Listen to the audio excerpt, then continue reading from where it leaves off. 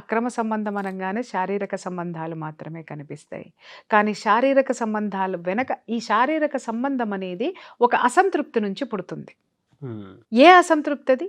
భర్తతో భార్యకి కానీ, భార్యతో భర్తకి కానీ కేవలం శరీరానికి సంబంధించిన అసంతృప్తి మాత్రమే కాదు, ఆర్థికపరమైనటువంటి అసంతృప్తి, మానసిక పరమైనటువంటి ఒక తోడు, ఒక ఫ్రెండ్గా ఉండేటటువంటి తోడు, తనకి మోరల్ సపోర్ట్ ఇచ్చేటటువంటి తోడు ఎప్పుడైతే కోల్పోతారో అది ఆ అసంతృప్తి నుంచి మొదలయ్యేటటువంటిది.